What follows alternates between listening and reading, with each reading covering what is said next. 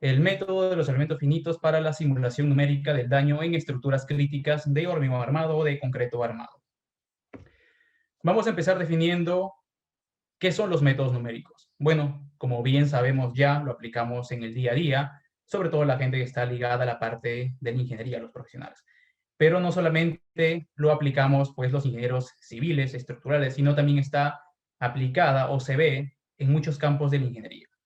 Entonces podemos definirlo de forma general como una técnica de la matemática que nos permite expresar la solución de un problema, ya sea de forma directa o de forma indirectamente, pero en este caso en números. Puede decir también que es aquella parte de la matemática interesada en la resolución de problemas que a nosotros nos acogen en el día a día, como por ejemplo para la parte estructural. Como bien estamos viendo en la parte derecha, voy a compartirles el plumón. Estamos viendo una presa, puede ser de gravedad, en la cual hemos realizado modelos numéricos que parten del concepto de los métodos numéricos, en la cual pues se ha agarrado y lo que se ha hecho es discretizar, en este caso en elementos cuadrangulares de 4 nodos, una malla de elementos finitos que ya hablaremos en las láminas siguientes, con la cual hemos logrado obtener los resultados. Vemos entonces que aquí también hay una parte que se ha discretizado mucho más, con la intención tal vez de poder ver las filtraciones o las presiones internas que ocurrirían en la parte inferior de esta presa en gravedad, ¿no? Esto es como parte de ejemplo, ya lo veremos más adelante con otro tipo de ejemplo. Entonces, nos quedamos con la definición de que métodos numéricos sería la resolución de problemas, pero en este caso expresada en forma de números. Vamos a definir entonces otro concepto que vendría a ser los métodos analíticos y los métodos numéricos. Aquí hay un punto bastante, se podría decir, crucial, porque a veces hay una confusión en qué son resolución de problemas por métodos analíticos o la parte de métodos numéricos. Bueno, en este caso el término analítico, también llamado solución analítica o solución exacta, pues difiere mucho de los métodos numéricos como tal. En este caso, los métodos analíticos serían resolver una denominadas ecuaciones de gobierno, que bien podría ser un ejemplo tan simple como hallar pues la hipotenusa de un rectángulo pues perfecto, ¿no? Como la raíz cuadrada y la suma de los cuadrados.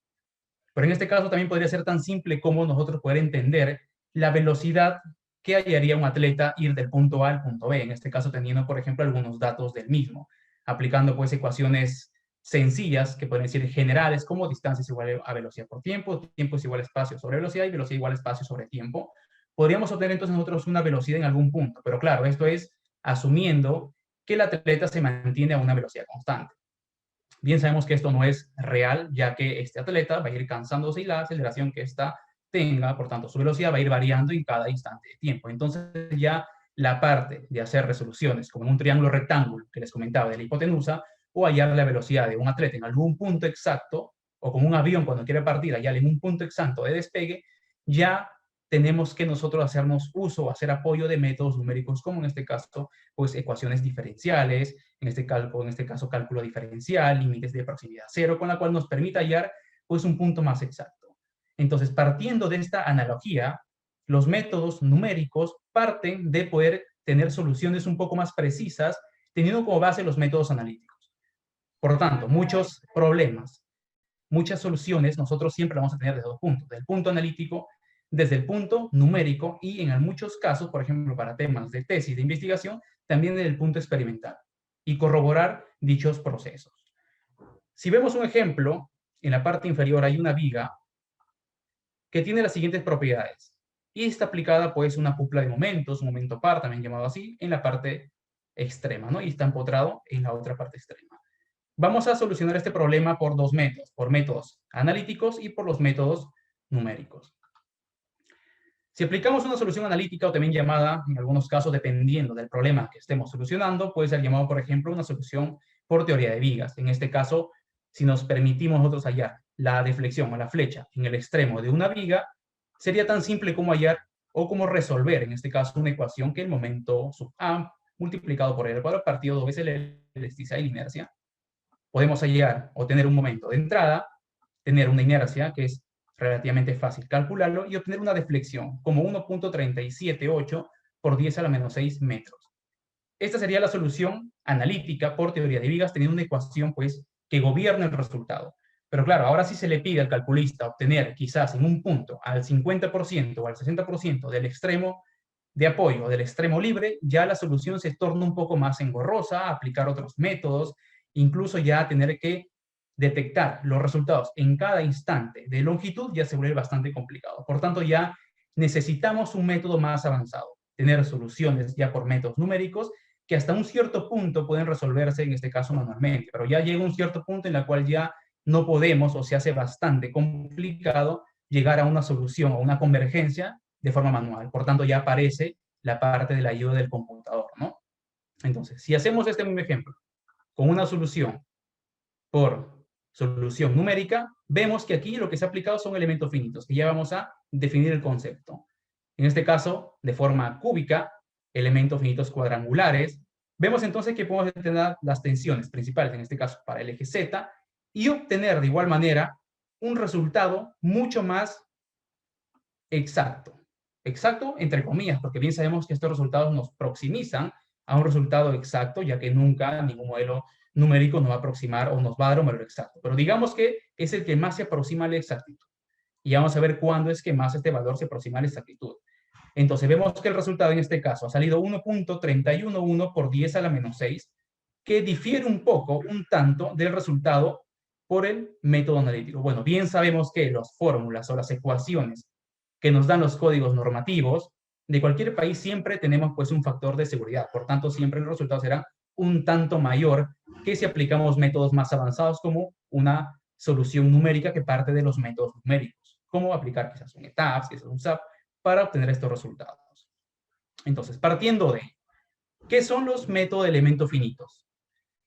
En este caso, el elemento finito o el método de elemento finito vendría a ser la solución o el proceso matemático en la cual de un elemento que tiene en este caso un estado continuo, pasamos a una discretización, a un sistema discreto, de un sistema continuo a un sistema discreto, en la cual en el sistema continuo tenemos pues 1000 infinitos grados de libertad, infinitos grados de libertad, y por tanto pues infinitas ecuaciones que resolver nosotros, que sería prácticamente pues ilógico, ¿no? O imposible, se podría decir también. Entonces, el método de los elementos finitos sería la discretización o el pasar de un medio continuo de infinitos grados de libertad a un medio discreto de finitos grados de libertad y, por tanto, finitas ecuaciones que resolver. Entonces, en este caso ya no tendríamos pues infinitas ecuaciones, sino tendríamos ecuaciones muchas más reducidas, que si bien es cierto, reducidas entre comillas, sigue siendo bastante tedioso, bastante largo de resolverla, pues en este caso por un proceso de cálculo manual. Entonces, lo que se busca con el método de elemento finito sería buscar el equilibrio nodal y el equilibrio en cada elemento finito de elección, ya sea un elemento finito triangular, un elemento finito cuadrado de 4 nodos, de 8 nodos, o triangular de 3 nodos, 6 nodos, de 7 nodos, para buscar una exactitud mayor. Dentro de ello, entonces, partiendo de ese concepto, vemos la parte de sólidos bidimensionales dentro de elementos finitos, en la cual tenemos dos conceptos que quiero compartirles, que es lo más fundamental de esta teoría, que tenemos lo que es el plane stress y el plane strain. Bueno, lo de arriba es la tensión plana y lo de abajo es la deformación plana. ¿Qué nos dicen estos conceptos? Bueno, en la parte inicial es un elemento que bien podría ser una placa de hormigón armado, en la cual lo que admite son cargas contenidas en el plano, ya sea por este plano o ya sea por el plano pues, vertical, en la cual permite en este caso que exista deformaciones en la parte perpendicular al plano, pero en este caso no admite, en este caso, las tensiones. La matriz entonces constitutiva o la matriz reducida en este caso de tensiones sería la que vemos en la parte de acá. Puede ser entonces en este caso simularse esta placa como una placa que uno va a construir en una edificación. Dentro de esta placa o dentro de la teoría de tensión plana aparecen teorías como por ejemplo la de Kirchhoff o la de Reines-Mittler. De ese concepto entonces aparece la elección, por ejemplo, en los programas como SAP o como ETAS, por poner un ejemplo, cuando nosotros queremos definir una placa y no sabemos si poner shell tick o shell thin. Entonces las diferencias van a pasar en que shell thin sería poder entender o poder admitir nosotros que la placa va a admitir la fuerza de cortante en ella. En cambio, shell thin no admitiría esa fuerza de corte. Del otro punto de vista, entonces, si tenemos una presa que puede analizarse con un sólido bidimensional, si lo tenemos en 3D, en este caso, admite solamente cargas en la longitud más larga, que sería en la parte que ustedes están viendo aquí. en la cual uno puede hacer un análisis y cortar una rebanada y eliminar un modelo que sería tridimensional, hacerlo como un sólido bidimensional, en la cual, a diferencia del modelo anterior, este modelo sí que permite tensiones acá, en la tensión Z, perpendicular al plano, pero no permite deformaciones, claro, porque estaría confinado en cualquier lugar que uno realice un corte, estaría confinado porque esta es una presa, pues, de una longitud, digamos, considerable. Entonces, la matriz de deformaciones quedaría reducida de la siguiente manera. Esas son las diferencias, entonces, en lo que vendría a ser tensión plana y deformación plana para sólidos bidimensionales. Resolviendo, entonces, los problemas que acogen los sólidos bidimensionales, tendríamos que nosotros tener una relación matricial siempre para elementos finitos entre tensiones y deformaciones. Como que la tensión, en este caso vendría a ser igual a una matriz constitutiva D, que está en la parte de la derecha, multiplicada, en este caso, a las deformaciones, a un vector de deformaciones. Ahora, no hay que creer nosotros que esta matriz serían simplemente resultados, sino que dentro de esta matriz, D sub 1, 1, D sub 1, 2 y todas las D que existan, siempre y cuando sea bidimensional o tridimensional, que sería mucho más grande, vendría a ser solución de ecuaciones dentro de una matriz, como por ejemplo módulos de elasticidad, coeficientes de Poisson, que tienen que estar inmersos en estos parámetros de la matriz. Partiendo de este concepto, nosotros siempre vamos a estar ligados, o el principio de los elementos finitos siempre va a estar ligado a la resolución del principio de los trabajos virtuales.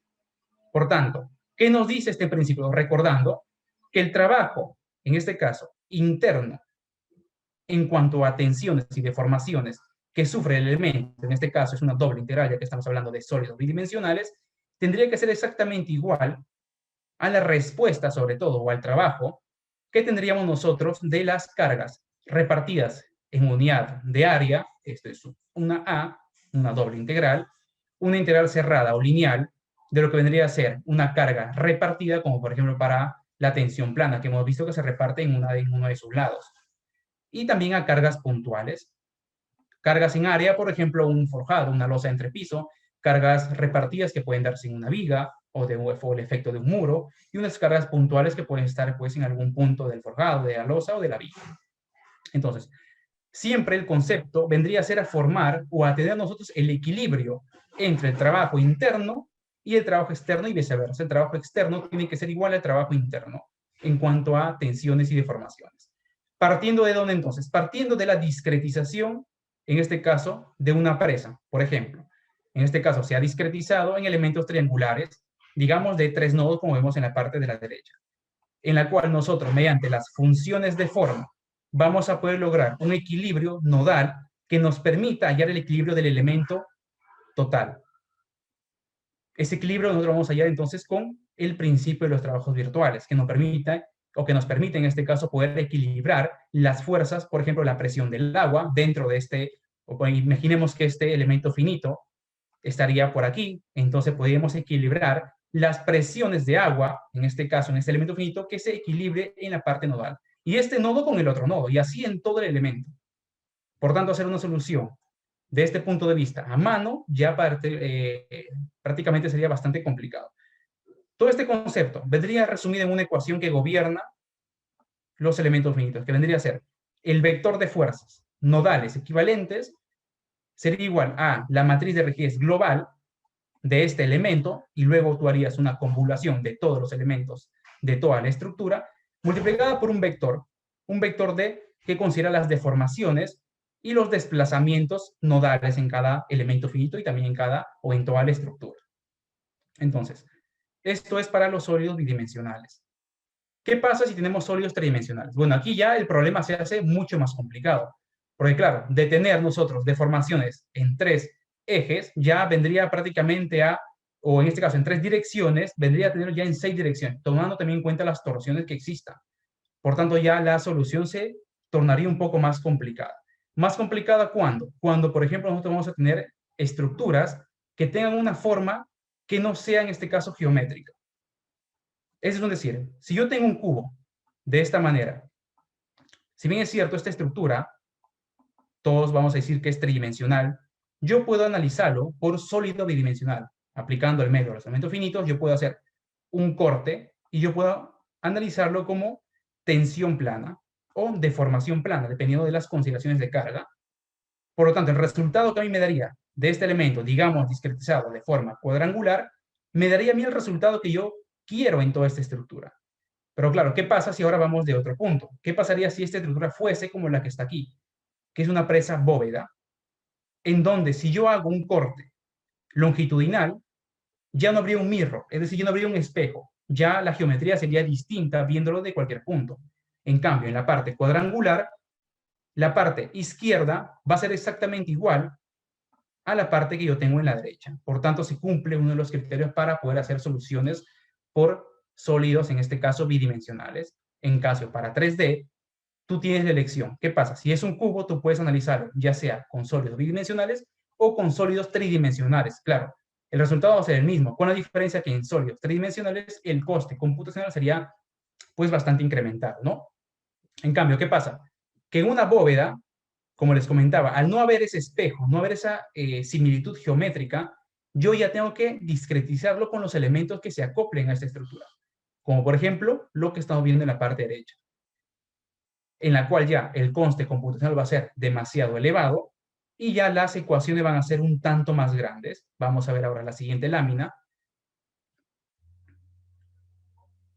en la cual ya la relación matricial entre tensiones y las deformaciones ya se torna un poco más complicada. Ya las integrales del principio de los trabajos virtuales ya dejan de pasar de una doble integral de área ya a estar trabajando con el trabajo interno de la estructura en relación a las deformaciones y las tensiones tendría que ser igual al trabajo externo en esa misma estructura, en unidad pues de volumen, de área y de cargas puntuales que existan en esa estructura. Entonces ya resolver unas ecuaciones, vean que aquí la D no es un escalar, sino estamos hablando de una ecuación muchísimo más grande, ya se torna bastante complicado. Ahora, esto hablando de solamente un elemento finito en uno de sus nodos. Imaginen ustedes ahora hacer el equilibrio en un elemento finito triangular de 3 nodos, o peor aún, que tenga 6 nodos, o peor aún, que tenga 7 nodos, en donde las funciones de forma son mucho más grandes y por tanto las ecuaciones se vuelven inmensas. Entonces ya entra a tallar los modelos numéricos en donde ya uno se hace pues de la ayuda de los programas. Partiendo de lo que hemos visto anteriormente entonces, definimos qué es el daño. Bueno, el daño entonces es la reducción de la resistencia y la degradación de la rigidez causada por la propagación y la interacción de efectos como fisuras, grietas o delaminación. En este caso la delaminación sería tener un elemento que es compuesto por varias capas, por ejemplo como fibra y resina, que se despegan una de la otra en elementos compuestos. O también puede darse el caso que tenemos nosotros pues unas que otras fisuras, grietas, fracturas, rajaduras, como por ejemplo los que ocurren luego de un evento sísmico. Eso es el daño y claramente nosotros sabemos el concepto pues general a lo que nos estamos refiriendo. ¿Qué pasa ahora entonces? ¿Qué pasa con la localización de daños por tracción? Y pongo tracción ¿por qué? Porque el daño siempre, más del 95% en estructuras, en concreto armada o hormigón armado, está siempre ligada a las tracciones. Como bien sabemos entonces que el hormigón soporta el 10% de compresión en la tensión, pero en este caso nosotros las tensiones lo colocamos como cero y lo reemplazamos para que esas tracciones, esas tensiones, lo soporte el acero de refuerzo. Pero claro, ¿qué pasa? Que en este caso, las estructuras, cuando superan un cierto punto de capacidad, ya se generan las fisuras, las rajaduras, las fracturas y por tanto el daño en el elemento. En cambio, es raro, no es típico ver estructuras que fallan pues por compresión. Claro que se han dado, claro que se dan y se seguirán dando, pero si nosotros comparamos, las fisuras siempre se dan por las tracciones en exceso que ocurren en un elemento, en un muro, que ocurren en una columna, en una viga, ¿verdad? Entonces siempre va a haber, ese es el tema de las tracciones. Por tanto, ensayamos nosotros o nos centramos en las fallas por tracción. Entonces, ¿qué modelo constitutivo nosotros usamos aquí? Usamos el siguiente, en la cual graficamos en el eje de las ordenadas las tensiones y, por ejemplo, en el eje de las abscisas las deformaciones. También podemos graficar las cargas y también las deformaciones o los desplazamientos. Al igual también podemos graficar el índice D y las tensiones que se dan. En todos estos gráficos, siempre lo que uno va a buscar o va a obtener, mejor dicho, de estos resultados, por ejemplo, la que estamos viendo en la derecha, sería llegar a una curva, en este caso, una recta, que va a ser elástica, porque bien sabemos que si soltamos en cualquiera de los puntos, prácticamente regresaríamos con la misma pendiente al punto o al vértice cero carga, cero desplazamiento. Pero ¿qué pasa? Que cuando tú llegas a un determinado punto de carga máxima, carga límite, ya ocurre lo que vendría a ser el softening, que en castellano sería pues el reblandecimiento del material. Y esto cae repentinamente, es el desgarro. Entonces, este es el modelo constitutivo que vamos nosotros a manejar para lo que vendría a ser el daño en elementos, cualquier tipo de elemento, cualquier tipo de estructura. En este caso, centramos a la parte de hormigón armado, ¿no? ¿Qué pasa entonces con la ley constitutiva en 1D? Digamos que vamos a enseñar los mecanismos de daño. Parte de una teoría que fue introducida en el año 85 por Kachanov, en la cual nos dice sobre el daño continuo, el cual su teoría, desde el punto de vista, partiendo de la linealidad, con métodos simplificados, sería prácticamente una forma mucho más sencilla, ya que luego, al pasar a la parte no lineal, ya se complica y mucho más si aplicamos los métodos de los elementos finitos. En este caso, esta teoría parte de un concepto fundamental, en la cual es simplemente hacer una relación o una razón entre un área dañada respecto a un área total. Es decir, si yo tengo, digamos, una viga, si se me ha dañado toda esta parte, digamos que mi D va a ser igual al 0,5, ya que el área dañada es la mitad de mi área total, ¿verdad? Por tanto, estamos con un D de 0,5. Entonces, partiendo de este concepto, nos dice acá que cuando D es igual a 0, es un estado que no hay daño. Cuando D se encuentra entre 0 y la unidad, es un estado de daño. Un daño que puede ser, como ya te digo, 0,5, puede ser 0,8, 0,3. Y cuando el D es 1, lo que pasa es una totalidad de daño en el material por tracción. Entonces, definimos el esfuerzo efectivo como el esfuerzo calculado sobre la sección que resiste efectivamente las fuerzas. Es decir, si yo tengo una sección, digamos, circular, voy a graficarlo a este punto, porque veremos un ejemplo parecido, que tiene un área que va a ser, digamos, A nada más. Si yo le aplico cargas, digamos, en ambos puntos, esta área va a llegar a un punto en el cual se va a empezar a desgarrar. Y va a haber un contacto cero en uno que otro tramo producto de las tracciones que va a existir. Entonces, el área que yo le saque a cada suma de fisuras, de áreas, me va a dar a mí un A sub D. Entonces, yo puedo decir que el D va a ser igual al A sub D partido de A. Esto me puede dar un valor, digamos, que 0,7.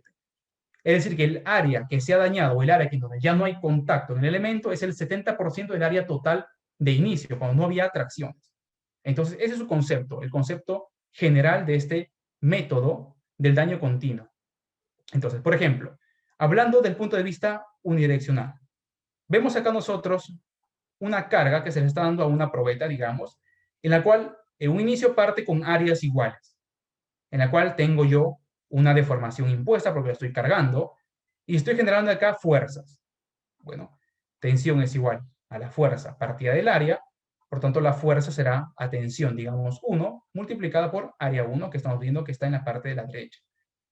Entonces, si yo voy a la parte inferior, puedo ver que hay un área nominal total, hay un área de daño, y esto vendría a ser el área efectiva de no daño. Bueno, esto es lo que ya les he comentado hace un momento, no es restar nada más.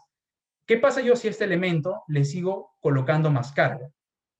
Si yo sigo colocando más carga, vemos que ya empieza a haber por acá un desprendimiento de una zona. Por tanto, vemos que el área sub 2 ya es menor al área inicial, ¿no? Porque el área inicial era todo. Vemos que ahora el área se ha reducido. Por tanto, ya está habiendo un estado de daño que puede ser acá, a simple vista, un 20%, un 15%. Digamos que yo sigo cargando este modelo. Vemos que ahora aparece otra área, en la cual, si yo sigo cargando, prácticamente hay 3 desprendimientos. Puedo acá, a simple vista, entonces yo decir que más o menos un 65, un 70% de área ya no está tomando carga cero, porque ya no hay contacto físico. Por tanto, vemos acá que el A sub 3 es menor al área inicial, que sería cuando todo estaba normal, sin generar sin una carga o sin que esta carga supere el estado límite de tensión en el elemento. Si yo descargo, bueno, voy a conseguir un área un poco distinta, ¿no? Que vemos en la parte que área sub 4 es igual a área sub 3, menor o igual al área con la que yo he iniciado. Si yo vuelvo a cargar esta estructura, voy a conseguir una nueva área, y si yo sigo cargando, prácticamente he llegado a una área de 0. Es decir, aquí ya el D sería igual al 1. ¿Por qué? Porque D es igual al área sub D, que esto sería igual al 100% de todo el área, partido del área, que también es el 100%. Por tanto, esto me daría a mí la unidad. Y como ya he comentado, cuando el D es igual a 1, sería prácticamente el daño o la pérdida de resistencia, podría ser local o podría ser global, o un local de tal magnitud que podría causar un daño o un colapso de forma local o también de forma global en la estructura, dependiendo de cuánto se ha generado en la matriz de daño. Entonces, partiendo de este concepto entonces, la hipótesis de deformación equivalente es el concepto de la deformación asociada a un estado de daño bajo tensión aplicada, que es equivalente a la deformación asociada a un estado no dañado bajo la tensión efectiva.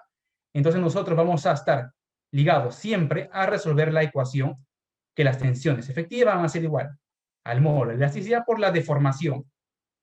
Y la ley constitutiva que siempre, como ya se ha mencionado, es cumplir la siguiente ecuación, en donde va a ser acá el 1 sobre D multiplicado por la tensión. En donde la tensión, bueno, lo vemos aquí, reemplazando tenemos esta ecuación de aquí. Entonces, esta ecuación siempre va a estar inmersa en nuestros resultados. Hasta ahora estamos viendo desde el punto de vista de una parte lineal que prácticamente podemos hacerlo a mano. Luego, cuando estas ecuaciones ya entran dentro de los métodos numéricos, ya el cálculo manual pasa a un plano que ya vendría a ser inconvergente. Por tanto, ya sería la solución o ya aparece el tema de la aplicación por medio del computador para resolver ya problemas bastante grandes que son los típicos en la ingeniería civil y estructural. Vemos entonces que si yo a esta estructura lo represento con tensiones efectivas en las ordenadas y en las abscisas, deformaciones, vemos que en la parte inicial, sin yo tener una carga, en donde acá la carga F sería igual a 0, podríamos entender entonces que área sub D siempre será igual a área. Por tanto, no hay daño. Vemos que el punto rojo está en el vértice 0, 0, y si yo cargase un poco a la estructura, al elemento, en este caso en la derecha, vemos que ya el punto rojo empieza a incrementarse. Ya hay una tensión 1, una deformación 1. En este caso, de un punto de vista elástico, ¿no?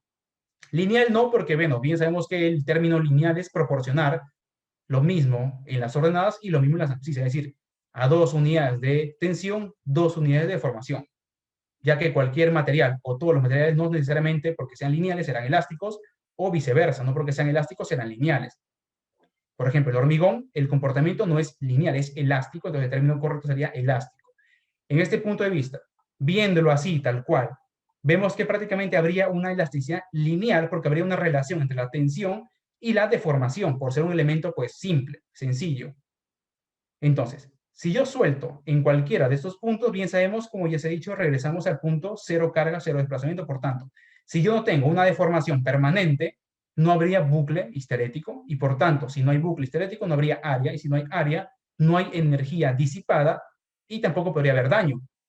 Entonces, en este caso, vamos a seguir cargando la estructura. Vemos entonces que aquí, en el gráfico que yo les comentaba, que también se grafica D en las ordenadas y deformación en las abscisas, vemos que ya la deformación ha incrementado un poco en la parte de las abscisas. Vemos que esta distancia que existe hasta el punto rojo sería la parte elástica, ya que estamos cargando un poco. Y acá vemos las tensiones pues normales respecto a las deformaciones. Digamos que yo sigo cargando esta estructura y ya aparece lo mismo que hemos visto nosotros hace un momento. Ya vemos que las áreas empiezan a reducirse y vemos que el punto rojo ya se encuentra en un punto de daño. Vemos que ya empieza a aproximarse a la unidad. Sabe muy bien que llegar a la unidad prácticamente sería el daño en el elemento. Si yo sigo cargando, vemos que este punto rojo sigue incrementándose y vemos ya que ya las tensiones han superado. Claramente aquí vemos que el área sub 3 sería menor al área inicial no cargada. Por tanto, ya existe lo que vendría a ser el softening o el reblandecimiento del material. Cae esta pendiente bruscamente. Si yo sigo cargando, entonces, en este caso, si yo recargo o descargo, mejor dicho, el punto rojo vendría a ser al punto vértice cero cargas o cero tensión, cero deformación. Y ese es un concepto primordial, debido a que no hay que creer, en este caso para el modelo, hablando de esta charla, el modelo de daño continuo, a diferencia, por ejemplo, del modelo elastoplástico, en donde el modelo elastoplástico, digamos que sea perfectamente plástico, digamos que venga y sea plano aquí. Si yo descargo en algún punto, sabemos que esto regresa con la misma pendiente a un punto, digamos, por aquí. Y yo tendría acá, digamos, una deformación sub 0. Eso es el modelo elastoplástico. Pero en el modelo constitutivo de daño continuo, las descargas van a regresar siempre al punto cero tensión, cero deformación. ¿Por qué? Porque en este caso ya el elemento pierde su capacidad. Por tanto, no habría ni tensiones, ni tampoco habría deformaciones. Por tanto, es lógico llegar hasta el punto 0, 0. Y el área de todo este triángulo, que en este caso sería un triángulo rectángulo, casi, podríamos entonces nosotros obtener un área del elemento, en este caso, por aquí, que digamos un triángulo rectángulo por acá, o un triángulo quizás de por aquí también. Entonces, si yo sigo cargando el elemento, vamos a seguir nosotros incrementando. Vemos acá, yo descargo, se crea un área. Si yo sigo cargando, el punto vuelve a su punto donde se inició, ya que el área pues ya rota, o el área que se ha despegado, digamos así, no se une nuevamente. Entonces, yo sigo cargando y esto sigue incrementándose. Digamos que yo sigo generándole una carga. Vemos que ahora prácticamente se ha desprendido todo. Ya me encuentro en donde yo tengo que el D vendría a ser la unidad y prácticamente ya el elemento se ha desgarrado. Ya prácticamente ha llegado a cero carga, cero deformaciones, y por tanto en este caso el área de todo esto de acá vendría a ser mi área dañada.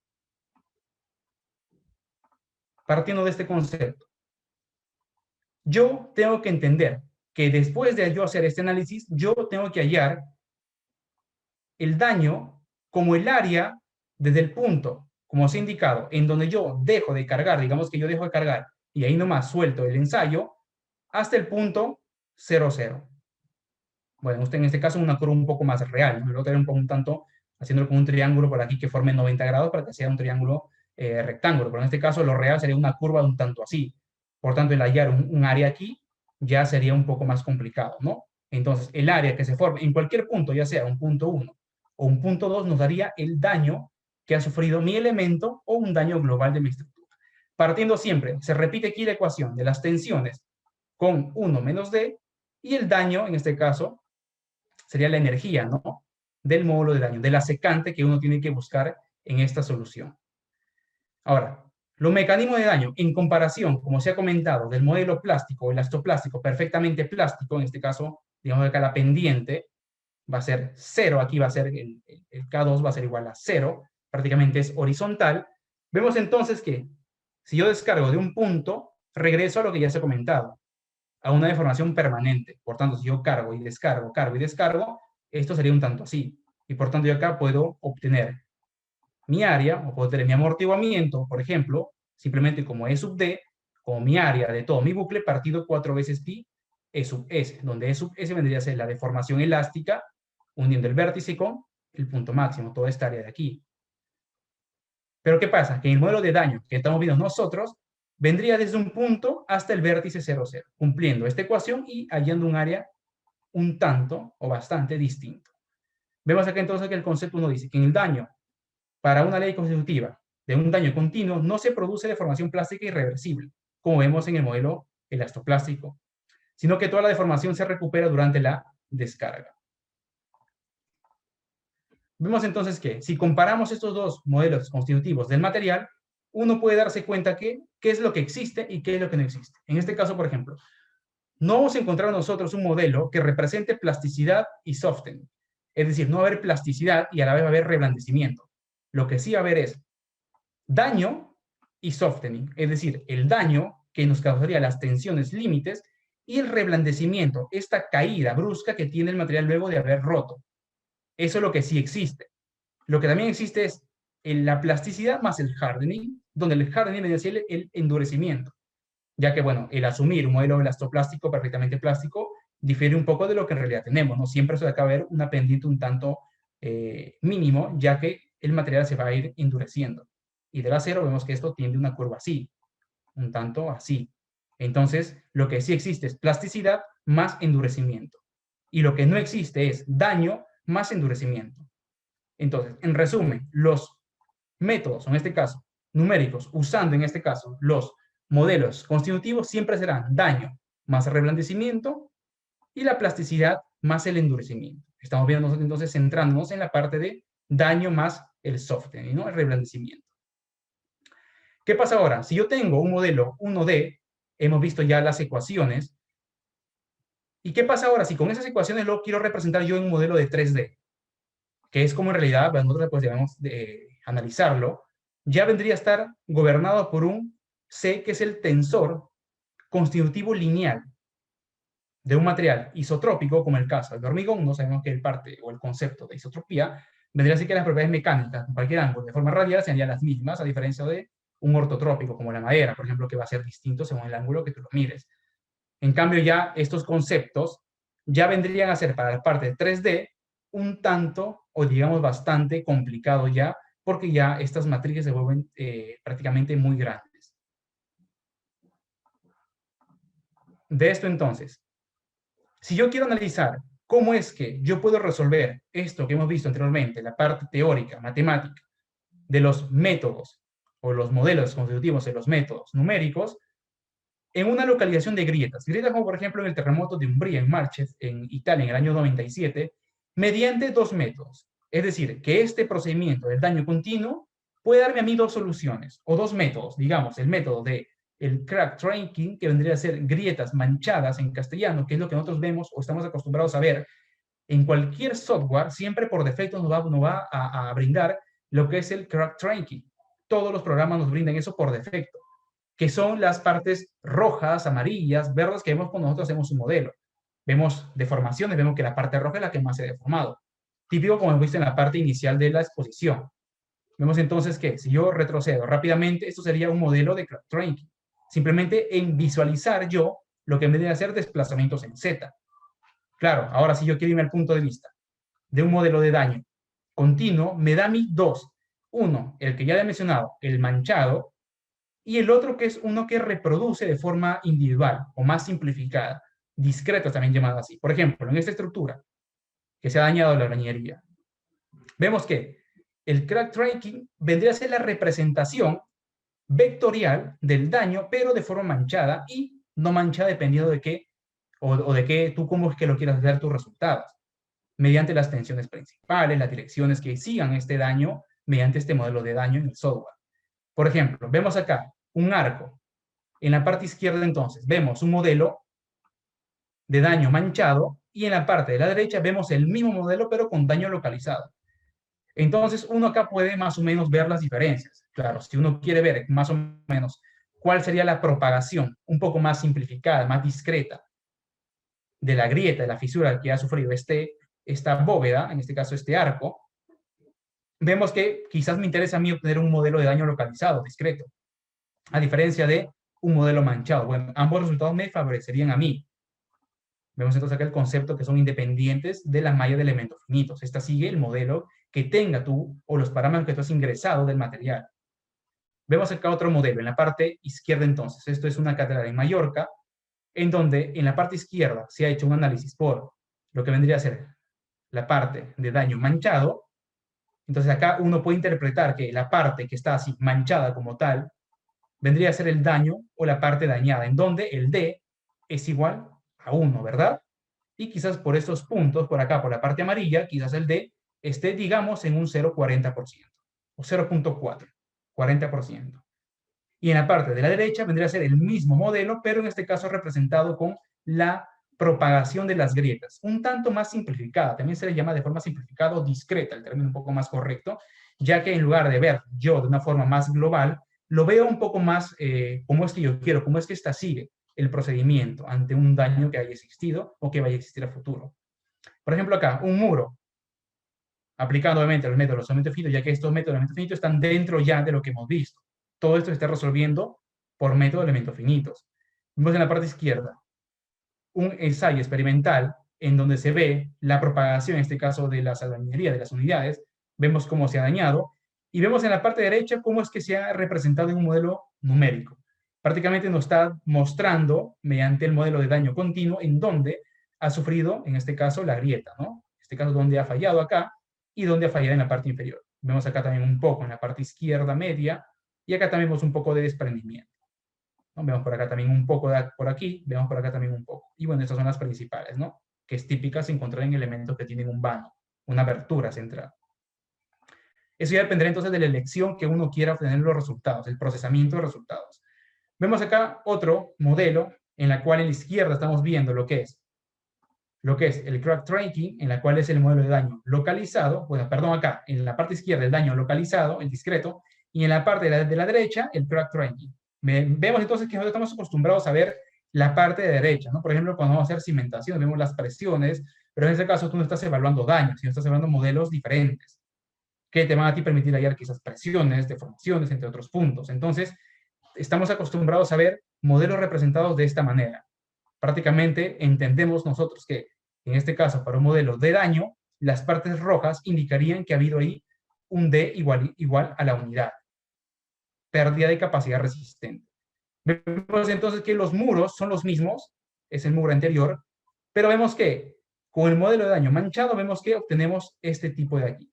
Y en la parte izquierda, con el modelo simplificado o el modelo discreto, que prácticamente me muestra a mí lo mismo, pero me da a mí más un concepto, si es que yo no hago un ensayo experimental, más o menos con un modelo numérico, ya que estos ya son modelos numéricos, podemos más o menos tener un concepto o una referencia bastante próxima a lo que podremos encontrar si es que analizamos ese muro con un ensayo experimental. Entonces, vamos a definir, o vamos a, en este caso, a juntar más los conceptos. El análisis no lineal de estructuras de hormigón armado con modelos de daño. Entonces, en este caso nos dice que la mecánica del daño vendría a ser una rama de la mecánica del medio continuo, pero que en este caso lo incorpora a los elementos finitos, pero a nivel microestructural, a través de variables escalares o tensoriales, como ya hemos visto, el tensor de tensiones, ¿verdad? Ya podría ser lineal o no lineal, dependiendo hasta qué punto estemos analizando nosotros. Si vemos nosotros en la parte izquierda inferior derecha, bueno, izquierda inferior, en la parte de acá y la inferior derecha, vemos que en la parte izquierda tenemos el modelo representado, en las ordenadas la tensión y en las abscisas las deformaciones, en donde se repite prácticamente lo que ya hemos visto. D va a ser igual a 0 mientras la carga que esté ocasionando que esas tensiones de tracción no lleguen al punto de tensión de rotura, en este caso en la parte superior. Vemos que en este punto entonces se van a ir cumpliendo las leyes de Hooke. Ya pasado ese punto sabes que ya las leyes de Hooke dejan de cumplirse, ya el modelo pasa a ser un modelo no lineal y por lo tanto ya te permite a ti hallar el daño con modelos de daño continuo. Por ejemplo, aquí, en este punto, un daño entre 0 y la unidad. En el punto de aquí ya estaría prácticamente con la unidad, ¿no? Bueno, aquí ya es que el D va a ser igual a 1, ya que ha fallado, ha roto ese área de ahí. Y bueno, un poco más de lo mismo que el área, en todo este punto sería el área de daño. Y en la parte de derecha vendría a ser la matriz, que lo vamos a ver en las láminas posteriores de daño, que son típicas de ver en el hormigón. Vemos entonces que esto va a depender de la resistencia del hormigón. Vamos a verlo un poco más adelante. Entonces, el concepto de daño isotrópico, haciendo hincapié en lo que ya anteriormente hemos visto, es aclarar el concepto en un punto de vista de superficie elemental en un volumen de material degradado. Es decir, la degradación que estamos viendo, en este caso, en algo tan sencillo como hacer un análisis de una probeta, mediante una relación que vendría a ser en este caso expresada en S sub n, que esto no es nada más y nada menos que lo que hemos visto nosotros, ¿no? Que sería la sub d partido del área, ¿no? Bueno, en este caso está siguiendo otra nomenclatura, pero es prácticamente lo mismo. Partiendo de ecuaciones que vendrían a ser de forma unidimensional y de forma ya tridimensional, con el tensor, en este caso la matriz constitutiva del tensor de tensiones. Entonces se vuelve un poco más, o no digamos un poco más, sino bastante más complicado en la resolución de estos problemas. Partiendo de ello, entonces, lo que está inmerso en este procedimiento que estamos viendo, está inmerso, por obvias razones, el método de los elementos finitos.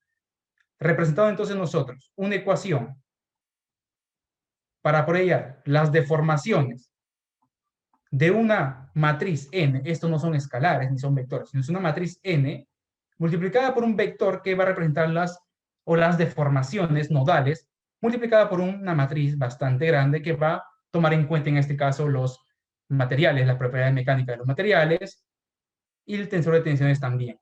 Entonces ya el procedimiento aplicando el método de los beneficios es bastante necesario, ya que hacer esto en cada nodo, luego hacer el equilibrio en el elemento de 6 nodos o de 3 nodos, si es triangular, y luego hacer un equilibrio global prácticamente en una estructura que tenga, digamos, 1000 nodos, esto por ser bastante ventajoso, ya que tipo una viga, incluso que sea 2D, un análisis 2D como tensión plana, que hemos visto nosotros que podemos simplificarlo, prácticamente sería dependiendo de cuántas particiones, cuántas discreciones tú hagas, digamos que pasan los 10.000, los 20.000 nodos. Entonces, por tanto, ya se va a ver bastante complicado resolver o tratar de hacer un equilibrio cumpliendo el principio de los trabajos virtuales, ya que llegará un punto en el cual prácticamente no lo vas a poder resolver. Entonces entran a tallar ya los conceptos de los elementos finitos aplicando ya el ordenador, ¿no? Y esto es un poco más de lo mismo. Cumplir prácticamente que el trabajo interno o las reacciones, la respuesta interna sea igual al trabajo externo, ya sea en área, en cargas lineales o en carga puntual, que es el principio de los trabajos virtuales. Ahora, eso hemos visto de un elemento. ¿Qué pasa ahora de una estructura? Digamos que yo ya no quiero analizar el daño en un muro, en una viga. Yo quiero ahora analizar un pórtico o una estructura en 3 dimensiones, de 2 niveles, un nivel. Prácticamente el concepto vendría a ser lo mismo. Simplemente ya entra a tallar un concepto más grande que vendría a ser la energía de deformación de la estructura dañada respecto a la estructura intacta o simplemente que no ha tenido daño. En donde ya la relación o la relación que hay en esta razón de aquí ya estaría gobernada por dos integrales de volumen, que ya tendrías tú que resolver aplicando el método de los elementos finitos, ya sea en este caso con el programa, obviamente.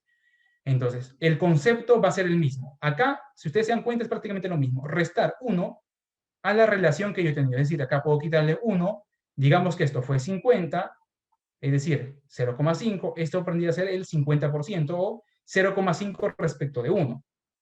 Por tanto, ya ha habido un daño a la mitad.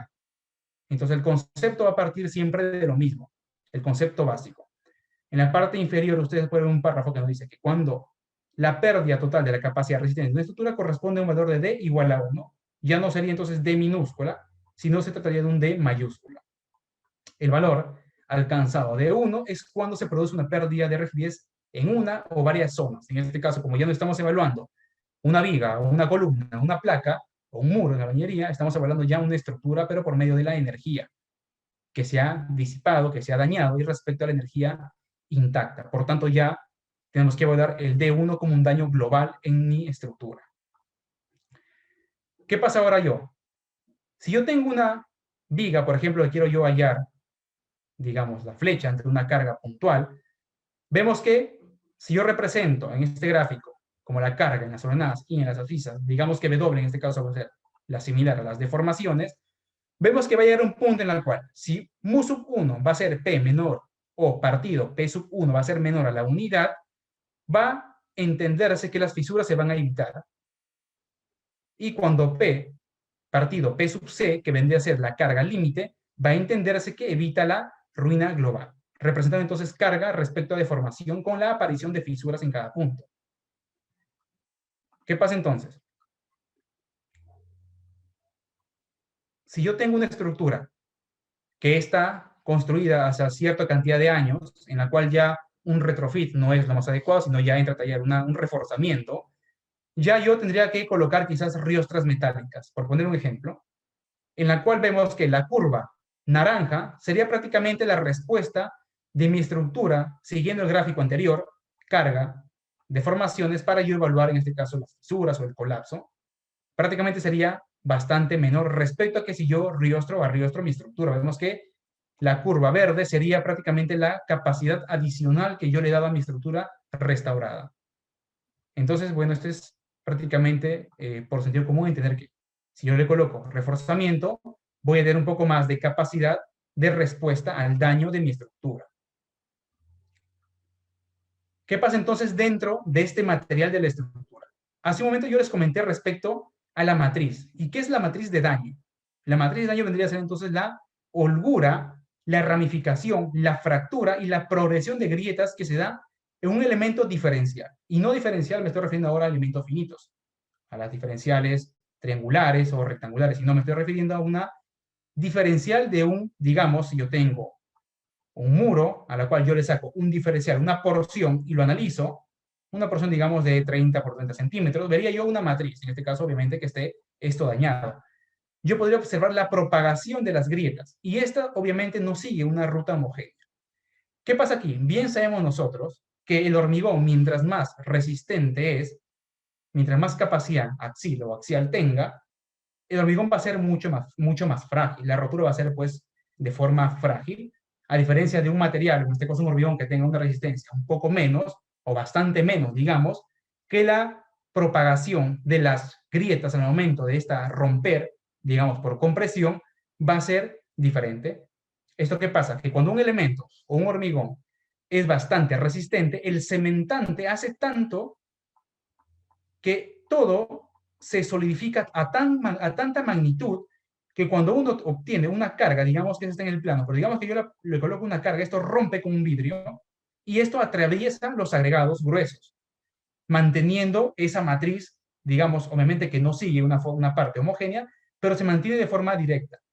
¿Qué pasa? Que si el material, el hormigón, no es, digamos, típicos para Perú, un 210, un 250, un 320, digamos que esa propagación sigue un tanto como estamos viendo en la imagen. Vemos que entonces que se va uniendo de agregado a agregado. Digamos que estoy acá colocando 3 agregados. Entonces se va uniendo de un agregado a otro agregado y así se va uniendo, se va ramificando, creando una matriz. Eso es lo que se llama la matriz de progresión de grietas, dentro, obviamente, de un elemento diferencial.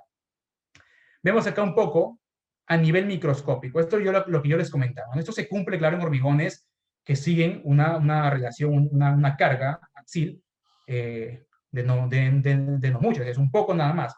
Claro, como le comentaba, que si la carga es más grande o la resistencia a carga es mucho más grande, ya esto prácticamente va a romper de una forma vidriosa, ¿no? O frágil. Aquí vemos entonces la parte del concepto de daño representada en una superficie neta respecto a los huecos microscópicos que dejarían esta progresión de fisuras de la matriz. Vemos entonces que prácticamente es lo mismo, sino representada ya a nivel microscópico, con la ecuación que sería prácticamente lo mismo. Vemos que S sub n respecto a S sub n simple vendría a ser prácticamente áreas, pero a nivel microscópico dañada y no dañada. Cumpliendo nuevamente lo anterior, se representan las ecuaciones en tensiones del elemento diferencial a nivel microscópico en parte de una superficie sana o no dañada respecto a una superficie neta que quede después de yo aplicar una tensión dada, en la cual continúa siguiendo las relaciones de equilibrio. Equilibrios de fuerzas, vemos acá las tensiones y nuevamente se cumplen lo que vendría a ser que para tensión 0, D es igual a 0, y esto es obvio, ¿no? Para tensión quizás 10, D va a tomar un tanto del D total. Prácticamente se representa lo mismo, pero a nivel microscópico. El concepto vendría a ser lo mismo, ya sea microscópico, ya sea local o ya sea global.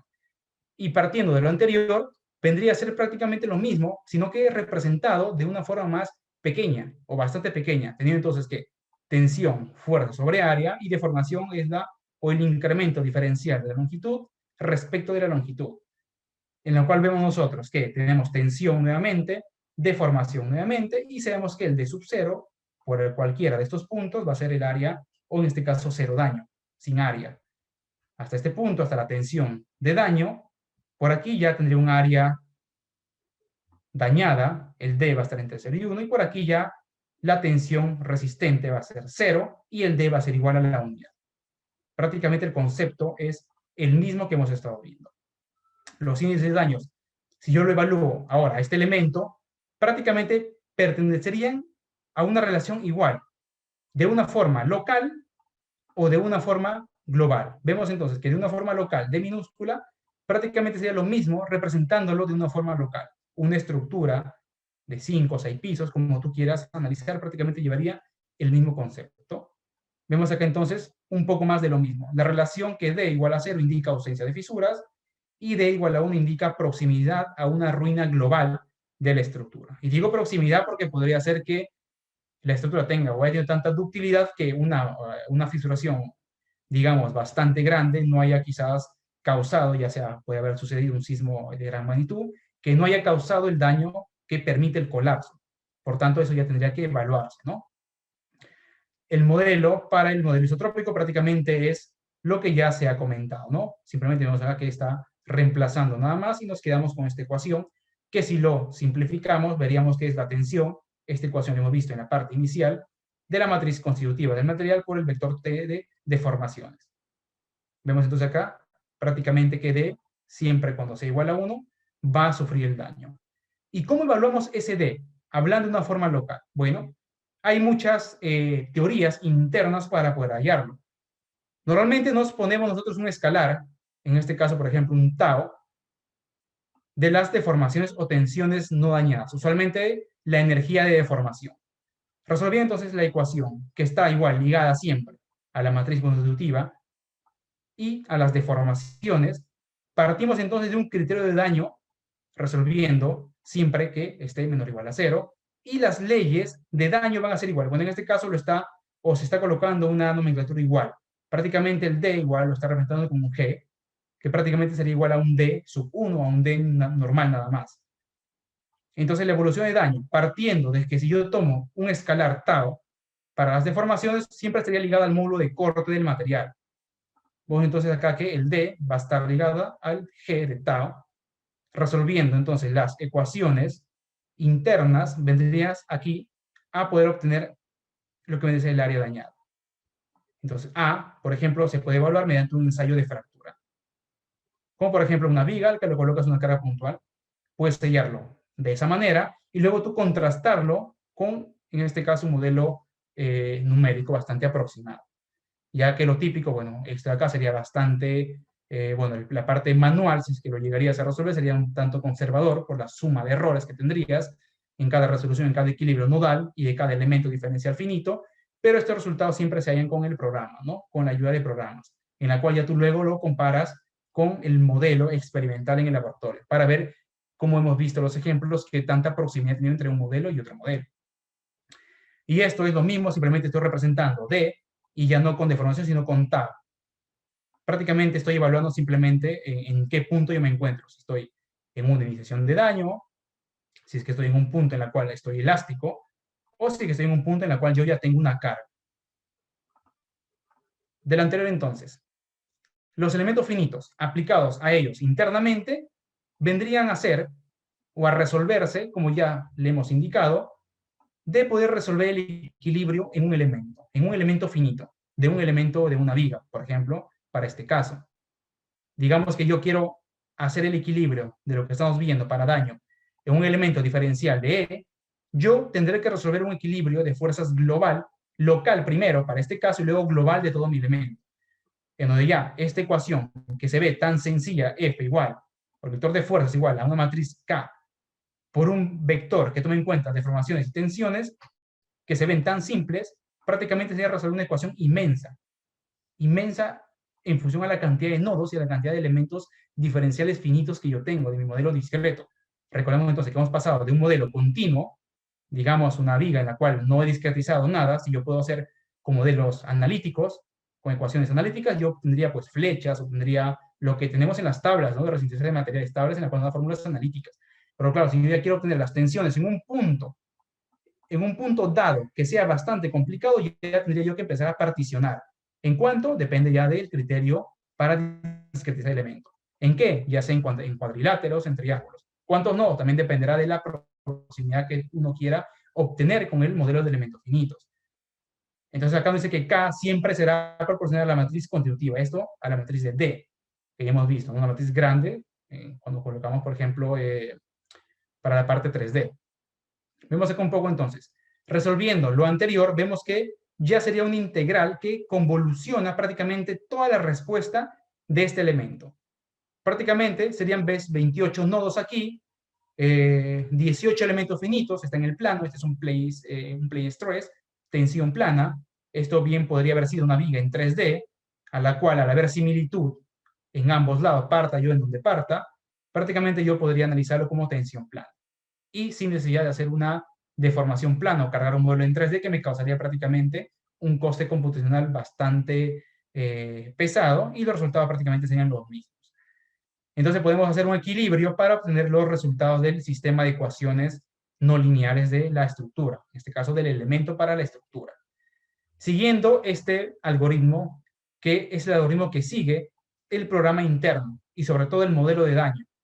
Resolver la ecuación del A, teniendo en cuenta que sean menores unas tensiones, en este caso, a unas deformaciones impuestas límites que uno tenga en el elemento, calcular qué son o cuáles son esas deformaciones de una matriz D que tome en cuenta las propiedades por un vector que hemos visto que son los desplazamientos, resolver la misma ecuación de tensiones que hemos visto del 1 menos un de 1 menos d, partido de un modelo constitutivo de las deformaciones, para finalmente seguir todo este proceso hasta llegar a un cálculo del daño, ya sea de forma local o ya sea de forma global en mi estructura, dependiendo qué análisis estoy haciendo yo o qué elemento estoy evaluando yo.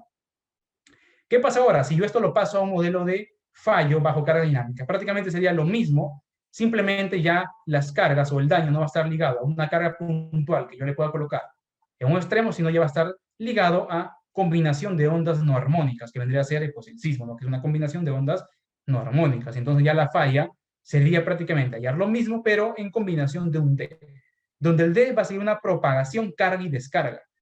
A diferencia de la probeta que veíamos, entonces, que cargábamos y le hicimos una sola descarga, ¿verdad? Se creó un área. Y luego lo hemos seguido cargando hasta la rotura. Bueno, en un elemento, en una estructura que ya sea sometida a cargas dinámicas, como un terremoto, ya estaría ligado a carga-descarga, carga-descarga. Por tanto, ya hacer un modelo o tratar de resolverlo, en este caso, de forma manual con el algoritmo anterior, prácticamente sería inacabable. A pesar que hemos pasado de un medio continuo a un medio discreto, prácticamente no sería, no hallaríamos una solución. Nos quedaríamos por el camino. En este caso vemos acá el cálculo de la posterior de las fisuras, de la dirección de fisuramiento. Bueno, en este caso sabemos que las fisuras, o se asume que las fisuras o las microfisuras son ortogonales a las tensiones o a la dirección máxima de las deformaciones principales, las tensiones principales. Es decir, que existen microfisuras que siempre van a salir, si la fisura es de este tipo, siempre van a haber microfisuras que van a ser perpendiculares o ortogonales, 90 grados, a las tensiones principales que existan en el elemento. Vemos entonces acá un ejemplo. Este es un edificio en Badalona, en Cataluña, en la cual vemos que es un edificio que podríamos encontrarlo en el Perú, que es típico, en la cual se ha hecho un análisis de daño a carga gravitatoria nada más. En este caso vemos que se ha hecho el modelo de los elementos finitos para un piso homogéneo. Vemos que los pisos prácticamente del segundo al quinto son iguales, por lo tanto se ha replicado toda la estructura, pero en este caso yo les estoy mostrando uno de los niveles. Entonces se ha aplicado el método de los elementos finitos, se ha discretizado, se ha pasado de un medio continuo de infinitos de la libertad y por tanto infinitas ecuaciones a un modelo discreto de finitos grados de libertad y finitas ecuaciones que resolver por el programa. Vemos entonces aquí que en la vista superior existe una presión y en la vista inferior igual en la parte interna de los forjados o de la losa de entrepiso. Vemos entonces por acá un color rojo que podría indicar tal vez ya la cercanía a un daño, simplemente por aumentar carga gravitatoria. Vemos aquí el contorno de daño para la carga última. Y vemos aquí cómo es que se ha evaluado. En la parte izquierda entonces vemos que estas grietas son las que se han encontrado en el modelo, o bueno, no en el modelo, sino en el ensayo o en la verificación experimental. Es decir, se ha ido un perito y ha evaluado cómo está la estructura. Es como ir a una estructura ya existente y ver que tú encuentres grietas de este tipo. Luego se ha modelado para ver si de lo que está en campo puede el modelo de daño continuo aplicando los elementos finitos resolver y que nos muestre una similitud. Vemos entonces acá que en este caso es un modelo discreto, simplificado, no es con el crack trachea, con daño manchado. Vemos que, por ejemplo, el fallo interno aquí está en la parte de acá, por ejemplo. Vemos entonces que la parte de vectores de tracción que se ve que corta los muros en diagonal están también en el modelo, bueno, no en este caso en el modelo, sino en lo que se ha visto en la realidad, en la inspección visual que se ha visto en la realidad. Entonces vemos que la proximidad de este modelo es bastante cercano a lo que uno ha encontrado en campo, ¿no? Vemos acá el modelo discreto de la planta del edificio. Vemos acá la vista inferior de la deformada al fallo. Vemos en la parte de la derecha de la gravedad. Vemos acá la parte superior de la deformada al fallo de igual manera. Y vemos acá un segundo ejemplo. Esto de acá es una central nuclear. Y aquí entra a tallar este método, la importancia de este método para estructuras críticas, como dice el título de esta pequeña charla. Porque claro, nos interesa más a nosotros proteger estructuras que van a causar o que causaría que su fallo sería un causal para pérdidas de vidas en gran cantidad y también económicas, obviamente. Por tanto, centrales nucleares, reactores nucleares, cúpulas que puedan contener líquidos peligrosos, que eso sí que hay en el Perú, pero no hay centrales nucleares, podría uno evaluar este método. Con esto no quiero decir que no pueda aplicarse a una simple viga o a una estructura. Lo que trato de indicar es que este método suele ser usado para estructuras críticas que su fallo acarrearía pérdida económica en gran magnitud y un daño quizás ambiental también bastante fuerte.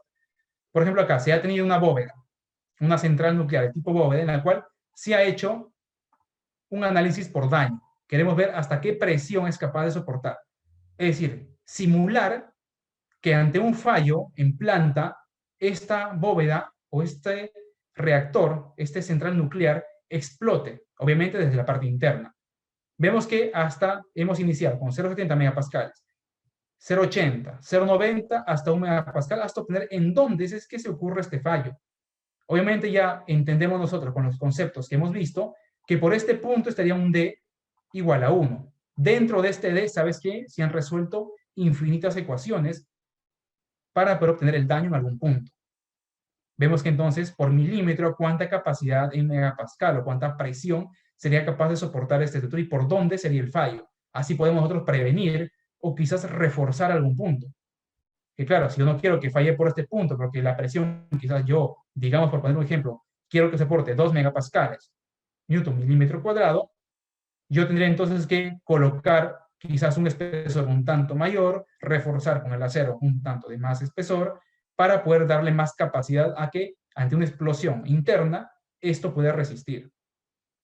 Si yo lo grafico este modelo, que bien yo podría hacerlo, y como parte también de los sólidos bidimensionales, en los elementos finitos aparecen los sólidos de revolución, que también es parte de la teoría de los elementos finitos, que me permite a mí que en estructuras circulares, como por ejemplo tanques de almacenamiento de agua, yo pueda hacer un análisis simplemente partiendo a la mitad, bueno, ahí no está la mitad, partiendo a la mitad y resolver solamente este lado de aquí. Me dejo entender, si lo veo en planta, yo tengo esta cúpula de aquí, viéndolo desde la parte superior. Si yo le hago un corte por aquí, yo puedo analizar solamente lo que voy a pintar ahora en amarillo. Solamente este área yo lo podría analizar. Es el método de sólidos de revolución. ¿Por qué? Porque el criterio que tiene que cumplirse es que la otra mitad sea un sólido de revolución que mediante un mismo diámetro me continúe prácticamente el cierre. No puedo analizar esto y yo por acá tener algo así. Obviamente que eso ya sería un sólido de 3 dimensiones. Ya el modelo tendría que ser de 3 dimensiones. Pero en este caso para tanques de agua, por ejemplo, que son así son circulares, yo puedo analizar solamente una mitad y obtener con eso mis respuestas en toda mi estructura. En este caso es el modelo axial-simétrico. Vemos entonces acá que en la parte inferior tengo un modelo de sólido de revolución, el axial-simétrico, y tengo también el modelo 3D. Diferencias bastante fuertes, que obviamente un modelo en 3D va a ser un coste computacional bastante fuerte, y eso vuelvo a repetir porque ya se ha comentado. Vemos entonces que el índice de daño que tenemos uno, que nosotros sabemos que el D va a ser igual a 1, en este caso, pongámosles D global, ¿no? Lo correcto sería decir ahora que el G, bueno, perdón, que el D sería igual a la unidad D de daño global, índice de daño global. Y en las abscisas vemos que a qué presión empieza a ocurrir el daño. Entonces yo puedo ver que a partir de 5, 6 de atmósfera, ya el daño empieza a subir repentinamente y bastante pronunciada la pendiente. Vemos que por acá estás en 0,8. Puedes decir tú que si tú graficas D y las deformaciones, más o menos estarías por un punto así. Este es más o menos por este punto. Y por aquí, que ya llegas a la unidad, ya estarías en la descarga. Vemos entonces que de esta manera se está evaluando el daño en esta estructura, graficando acá índices de daño respecto a la presión atmosférica.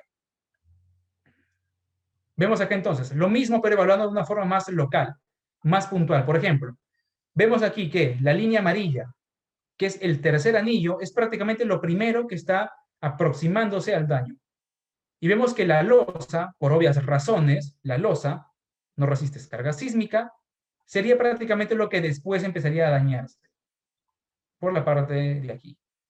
Y vemos que la curva roja, el cilindro, obviamente va a ser también lo primero que empiece a crearse las fisuras y el desprendimiento y por obviamente el daño. Nuevamente graficamos acá la unidad respecto a la presión en bar, en este caso en la parte de las abscisas. Partiendo de ello, vemos acá qué pasaría ahora si yo analizo esta estructura por sismo. Digamos que al sismo del centro, a un 20% de intensidad. Vemos aquí que ante un sismo lo que tiene que evaluarse son las reacciones en la pila. ¿Por qué? Porque lo que uno interesa, o lo que se sabe, es que el sismo trata de voltear por las fuerzas inerciales a la estructura, ¿verdad? Lo que ataca son las fuerzas producto de las inercias de la propia estructura. Multiplicadas estas masas por las aceleraciones se crean fuerzas inerciales. Entonces, digamos que ante un sismo, lo que nosotros tenemos que evaluar son las tracción, compresión que se generan en la parte inferior del apoyo. Y eso lo veremos en un modelo que hice con el Centro Internacional de Métodos Numéricos más adelante.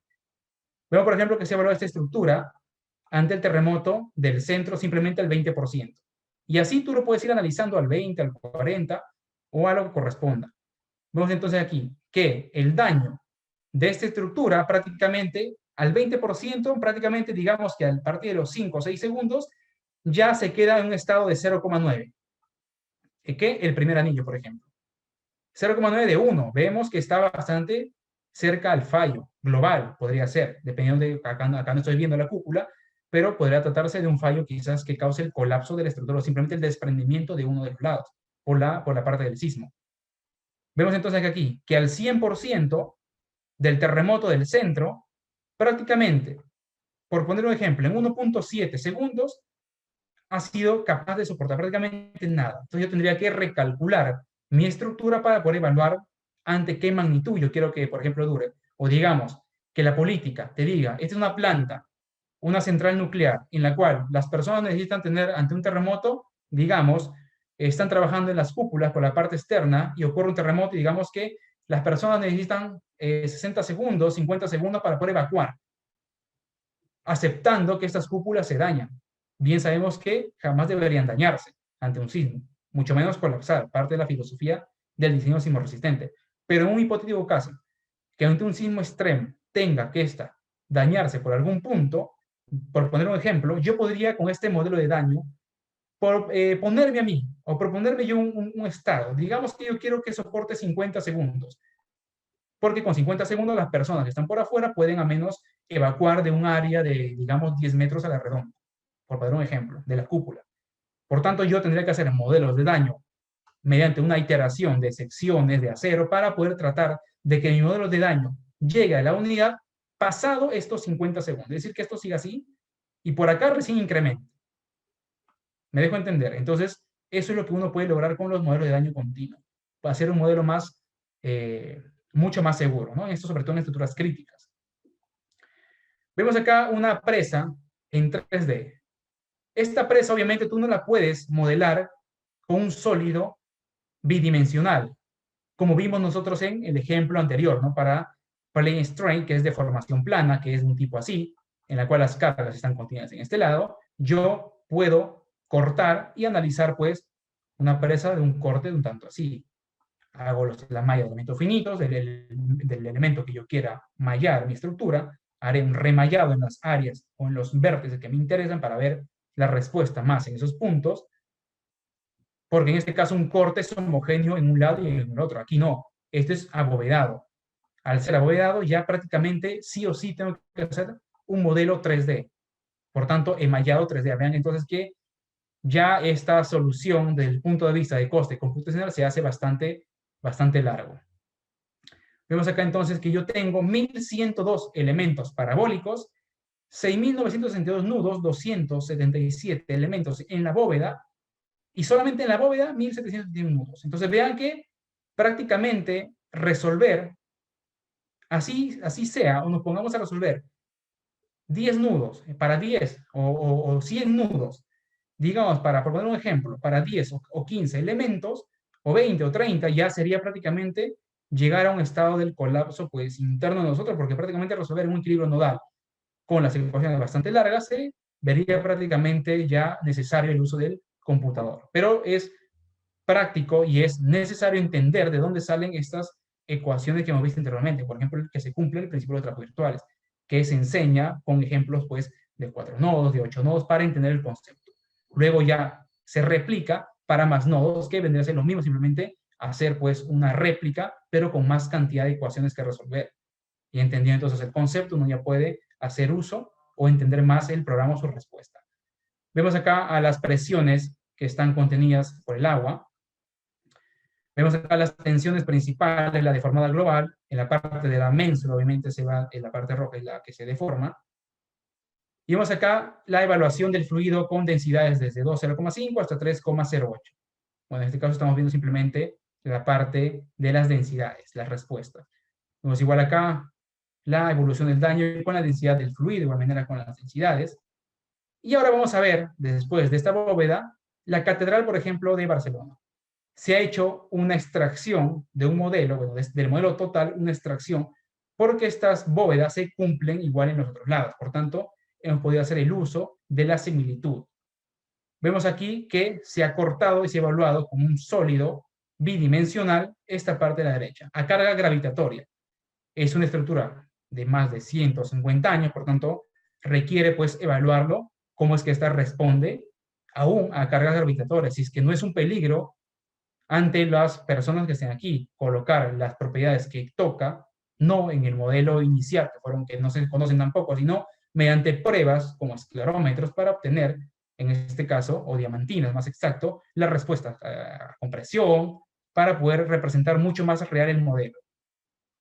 Después de esto, obtenemos entonces la respuesta en los mesh o en los elementos finitos, las deformadas respecto a la original y la parte sólida.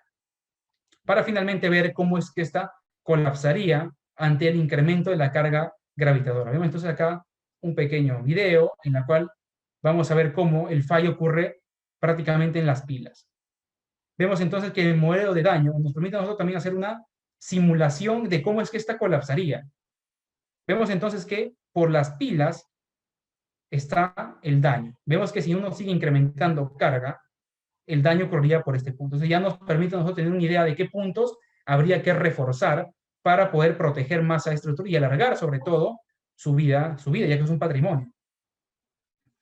Y este es un ejemplo, este es un proyecto que hice como parte de la maestría en la cual representé también una bóveda bastante simplificada con un material suelto de un arco que es mixto, de material suelto y uno de masonry, que es de albañilería. Entonces se dio las propiedades de ambos materiales y se evaluó a dos condiciones. Bueno, primero hice una convergencia para ver qué elemento finito es más aceptable. Cabe indicar acá ya un hincapié. El elemento finito, para saber cuál usar, uno tiene que hacer una convergencia interna, es decir, a mí me puede dar los mismos resultados hacer un análisis de esta estructura con elementos finitos triangulares de 3 nodos y con elementos finitos triangulares de 6 nodos, o cuadrangulares de 4, cuadrangulares de 8. Pero ¿qué pasa? Que mientras más nodos tiene mi elemento finito y por tanto más nodos va a tener mi estructura y por tanto más grados de libertad, más ecuaciones que resolver y más pesados es el modelo. Entonces puede ser que esta estructura simplemente con 10.000 nodos, con 5.000 elementos, con 3.000 elementos, haciendo elementos triangulares, obtengas los mismos resultados que hacerlo con un elemento finito cuadrangular, que es mejor que un triangular. Y si es cuadrangular, de Knight Quadratic, que es de 9 nodos, sería mucho más rápido el resultado. Digo rápido en obtener un resultado correcto, pero en la parte del modelamiento, en este caso el procesamiento, el postprocesamiento, sería bastante largo. Puede durarte, pues, dependiendo del portátil. Puede tardarte hasta 1 o 2 días, o puede tardarte 3, 4, 5 horas para resolver un modelo tan pequeño en 2D. Entonces ya dependería, quizás haciendo un modelo triangular con menos nodos, yo puedo llegar quizás también a los resultados y mucho más rápido porque se resuelven menos ecuaciones. Entonces tú tienes que ya ver qué elemento finito es el que más se adecua, un triangular, un cuadrangular, y cuántos nodos también esta tiene que tener. Entonces yo he hecho una convergencia para hallar, en este caso, simplemente con el límite elástico y los nodos en la base. Entonces hay una convergencia y luego yo he analizado esta estructura ante un primer estado, que es el asentamiento. He simulado que va a haber un problema en el terreno X, en donde la pila de la derecha se va a sentar. Ese es el problema que yo me he puesto.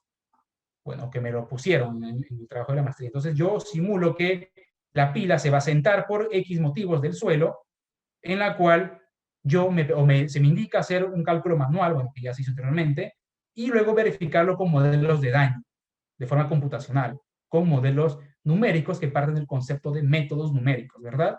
De todas las ecuaciones que hemos visto, estamos viendo cómo se representan ya internamente en el programa. Vemos entonces que si se ha asentado 5 centímetros, vemos que poco a poco, dependiendo, es un análisis no lineal, de los steps, de cada paso de tiempo de mi análisis, vemos que estoy en un 0,69 de daño. Sabes que la unidad es el daño total. Quizás esté a un 70%, por aquí estoy a un 46%, a un 30%, y el azul sería 0. Aquí el D es igual a 0, ¿verdad?